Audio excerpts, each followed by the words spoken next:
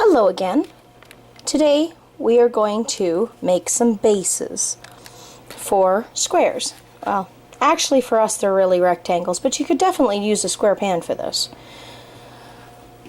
We are going to be making, basically it's a shortbread cookie, and you can use this for many things. We tend to use it as the base for our squares that require a base.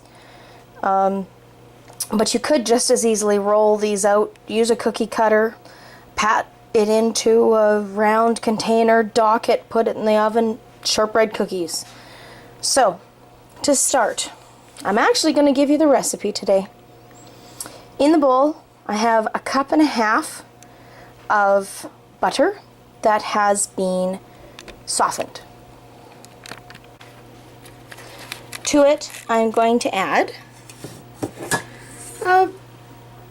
about 3/4 of a cup or so of icing sugar.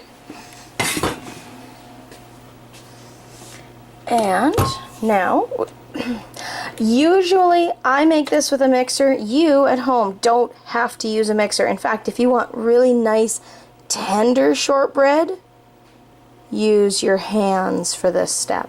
It's going to get a bit noisy now. We're going to turn it on. A little bit at a time.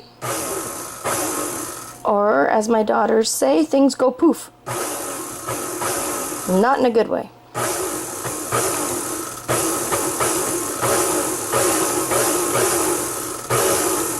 Now, watch this. You tap the side of the pan. The icing sugar that's up on the sides falls in.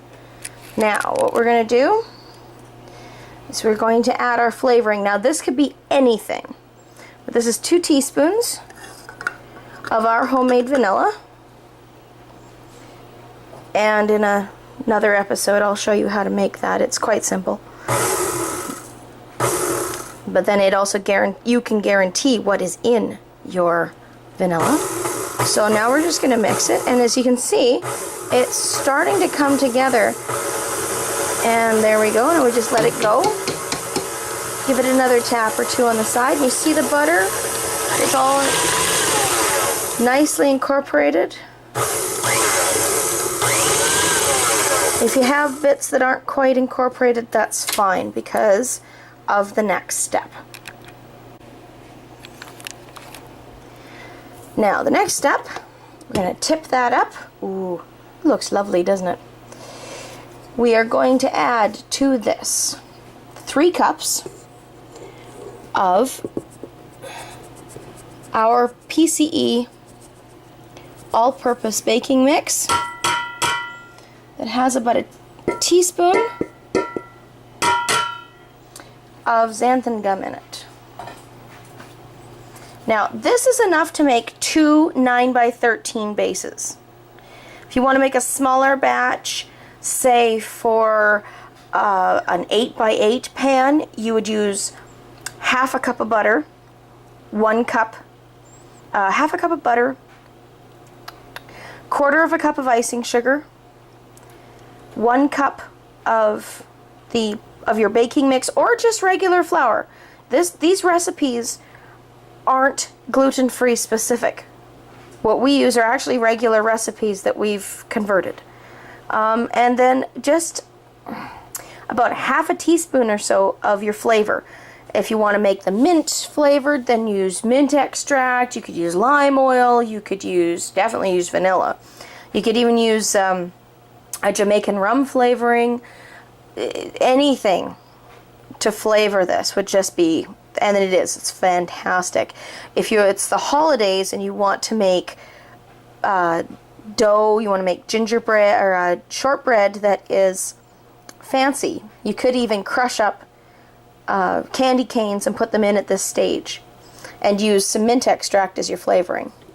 So now we're simply going to close the mixer and again pulse it, because as I say, things go poof, and not in a good way. And as you can see, it's starting to incorporate. It looks sort of like rough oatmeal. And if you were doing this with your hands, the warmth from your hands melts the butter just that little bit better. And it comes together much quicker. Yeah, it's a little messy, but oh, the flavor that comes out of that is amazing.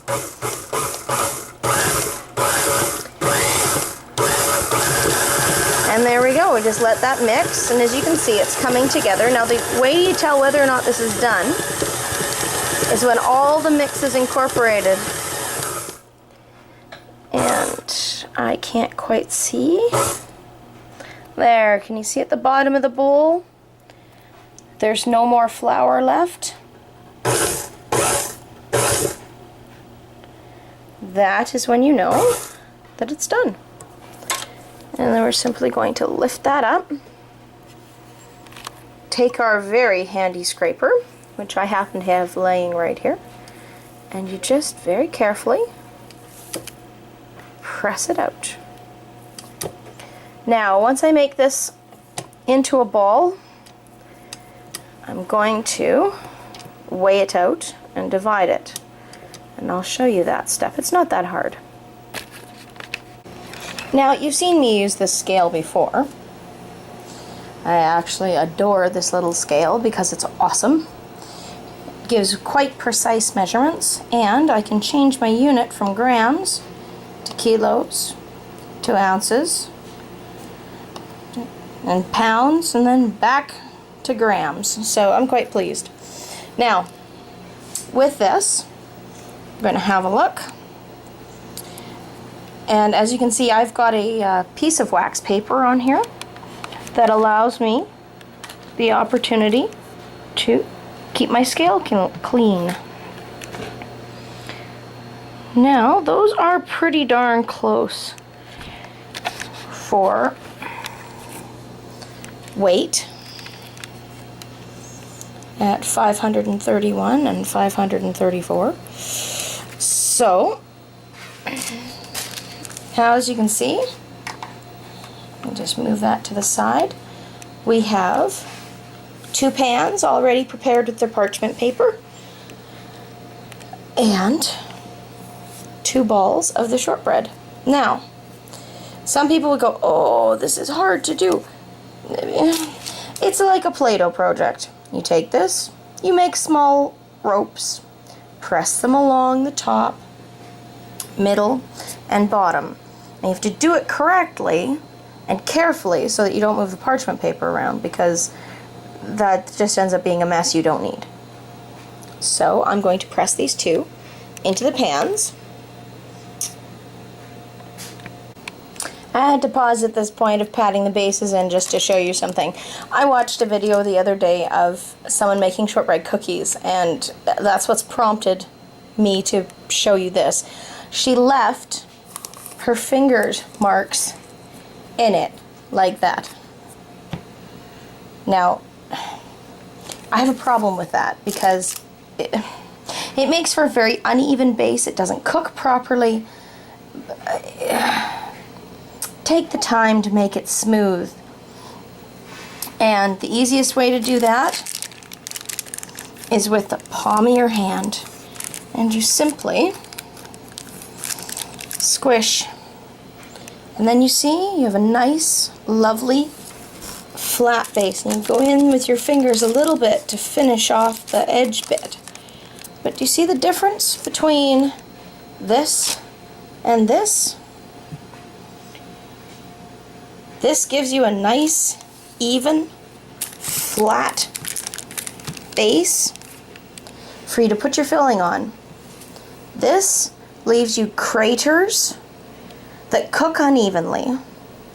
Some of it, if it's too thin, will get overcooked, and the parts that are too thick won't cook at all. And when you put a filling over something like this, what you end up with is a very crumbly mess for a finished product. So take the time. It can take as little as that extra 30 seconds or so, but take the time to pat the base properly. Something that you can be proud of. Now, as you can see, I have one of the bases patted out, and it's relatively flat. If I had a rolling pin or something that fit in there, then it would be quite flat. And then look at, I've just put my finger marks in it. Now, you're going to take a fork and do something called docking. It's a very important step at this process, at this step in the process, because it is going to make sure that the air comes out of your shortbread and it doesn't rise. There's no leavening in this, but all it takes is the heat to hit the butter, and the butter will cause the leavening. And for what I'm going to use these bases for, I don't want poofy bases. I want nice, flat bases. Now, you can do a fancy design, or you can just hit around in it. It's up to you. It'll do the same job just as long as you've gone all the way through. Now, the great thing is, while it's baking, when it's done, you won't see these. So your filling, if you're doing a liquid filling, like this one is for a lemon square, the filling will not go through the holes. So, but it does, they'll do their job. Now, I've got both of my bases patted in. They're both docked. I have my oven preset at 350. I'm going to slide the two of them into here.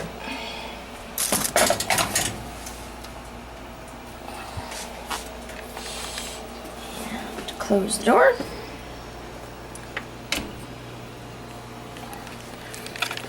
And now they're going to bake for 15 minutes while I put the fillings together for them.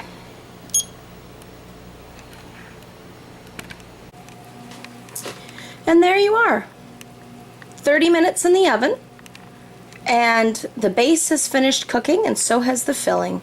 And there we have our butter tart square, and our lemon square got a little toasty.